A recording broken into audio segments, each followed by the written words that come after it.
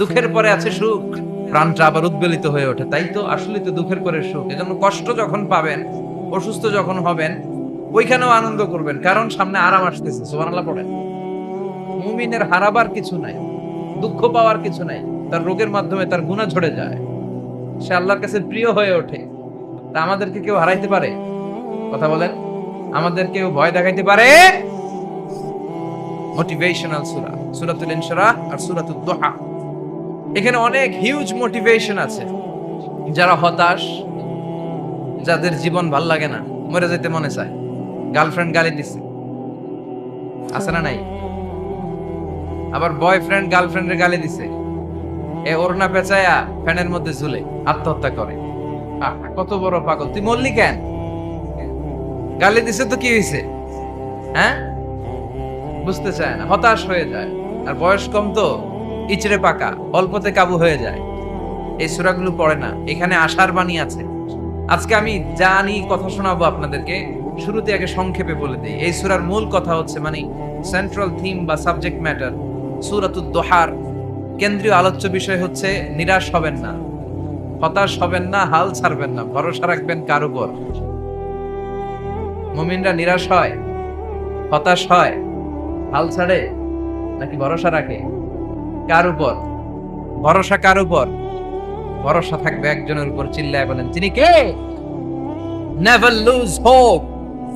Every time you feel like you cannot go on, you feel so lost that you are so alone.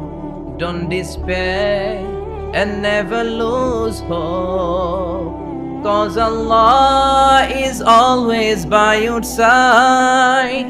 Insha'Allah, Insha'Allah, Insha'Allah, you'll find your way. Insha'Allah, Insha'Allah, Insha'Allah, you'll find your way.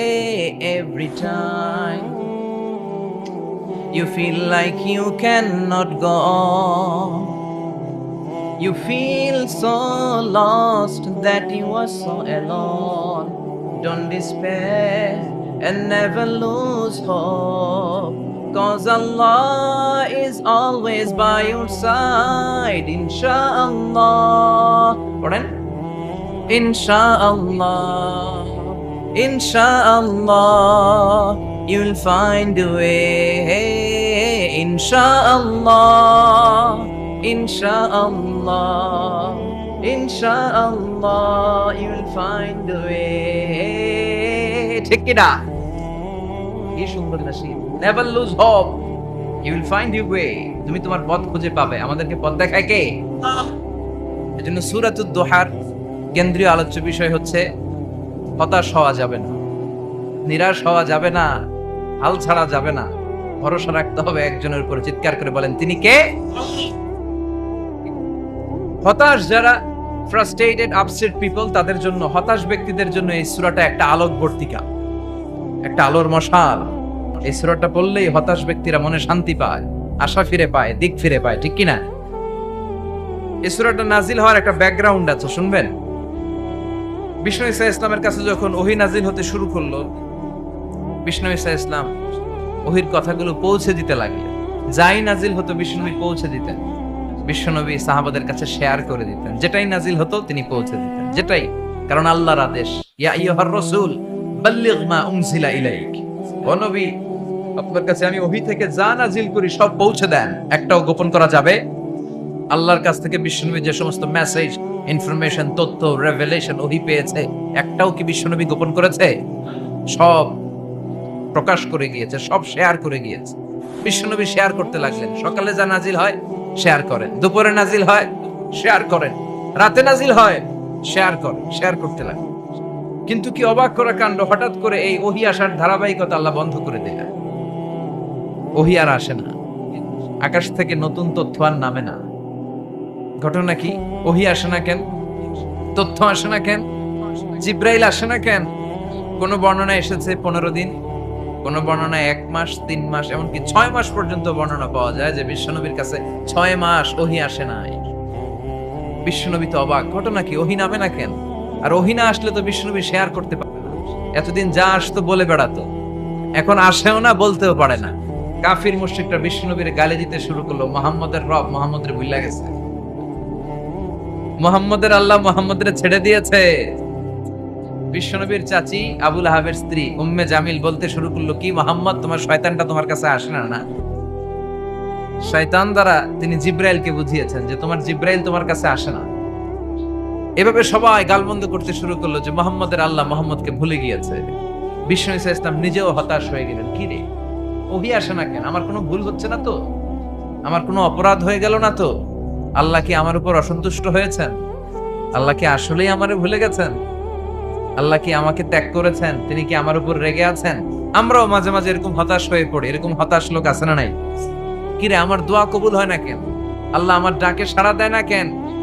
আমার জীবনে এত দুঃখ কেন? আমার জীবনে তো ভালো কিছু হয় না, খালি সব কষ্ট আমার কেন?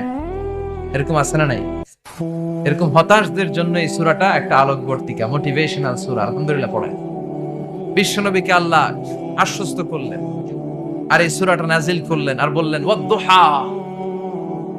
ওয়াদ-দুহা, দুহা মানে আলো, দুহা মানে আলো, প্রভাতের সূর্য কিরণের শপথ। Look up, the sunlight, it's a very beautiful day out there. নবী হতাশ হবেন না, বেরোন, সকালের সূর্যটা কত সুন্দর, কি ঝলঝলে পৃথিবী, ফকফকে আর তকতকে, দেখলেই মনটা ভরে যায়, ঠিক কি না? দোহা, দোহা মানে আলো, আশার আলো, সম্ভাবনার আলো। আমাদের জীবনে আলোর দরকার আছে না নাই? আলো না থাকলে আমরা বাঁচতে পারবো? আলো লাগে বড় আলো।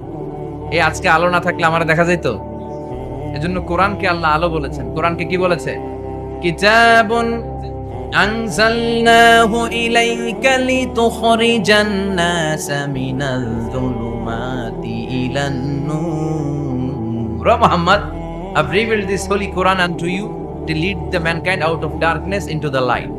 অন্ধকার থেকে লাইট, লাইট মানে কি? আলো, আলোর দিকে নেয়ার জন্য এই কোরআন পাঠিয়েছে। আবার বিশ্বনবীকেও আল্লাহ নূর, নূরের সাথে তুলনা করেছেন।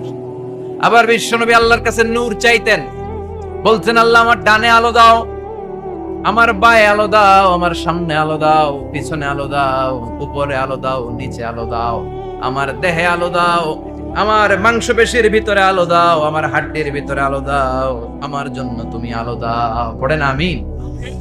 এজন্য আলো ছাড়া বেঁচে থাকা অসম্ভব।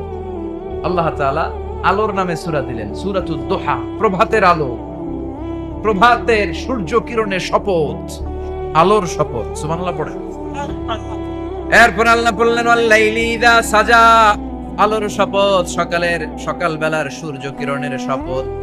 দ্বিতীয় আয়াতে আল্লাহ বললেন রাত্রিবেলার শপথ, যখন রাত্রিটা নিঝুম হয়, হয় নিস্তব্ধ, নিঝুম আর নিস্তব্ধ রাতের শপথ। তাহলে আল্লাহ আলোর কসম কাটলেন, তারপরে অন্ধকারের কসম কাটলেন, ঠিক কিনা?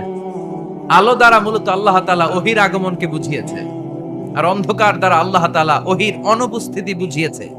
এটা দিয়ে আল্লাহ বুঝাতে চাইলেন, ও নবী, কাফির মুশরিকরা আপনারা গালি দেয়, ওরা বলে যে আমি আপনারে ভুলে গেছি, আমি আপনারে ত্যাগ করেছি, আমি আপনার প্রতি অসন্তুষ্ট। না না, আমি ইচ্ছা করে ওহী পাঠাই না, কারণ সব সময় আলো থাকলে ভাল লাগে না, কিছু সময় অন্ধকারের দরকার আছে না নাই? বুঝে শুনে উত্তর দিয়ে। 24 ঘন্টা আলো, 365 দিন খালি আলো আলো আরো আলো। যদি সূর্যের আলো সব সময় থাকে 365 দিন, ভাল লাগবে? রাতে ঘুমাবেন কেমন? আবার সব সময় ঘুটঘুটে অন্ধকার, আলো নাই, ভাল লাগে? ক্ষেত খামারে চাষ করা লাগবে না, বাজারে যাওয়া লাগবে না। তার মানে আলোরও দরকার আছে, অন্ধকারেরও দরকার আছে। এটা দিয়ে আল্লাহ বুঝাতে চাইলেন, নবী, ওহী নাজিল করার জন্য দরকার আছে, মাঝে মাঝে ওহী বন্ধ রাখা আপনারে বিশ্রাম দেওয়ারও দরকার আছে। চিৎকার করে পড়েন আল্লাহু আকবার। এজন্য আল্লাহ বললেন ওয়াদ-দুহা ওয়াল-লাইলি ইযা সাজা মা ওয়াদ্দা'আকা রাব্বুকা ওয়া মা ক্বালা ওয়ালাল আখিরাতু খায়রুল লাকা মিনাল উলা। সুবহানাল্লাহ পড়ে। ও নবী, প্রভাতের সূর্য কিরণের শপথ, নিঝুম নিস্তব্ধ রাত্রিবেলার শপথ, আলো আর অন্ধকারের শপথ করে আমি বললাম, আপনার প্রভু আপনারে ভুলে যায় নাই, আপনার উপর অসন্তুষ্ট হয় নাই। আমি আল্লাহ ইচ্ছা করে ওহী বন্ধ রেখেছি, কারণ ওহির একটা পাওয়ার আছে। বারবার ওহী রিসিভ করলে আপনার স্নায়ু এটা সহ্য করতে পারবে না, আপনার দেহ এটারে বরদাস্ত করতে পারবে না নবী।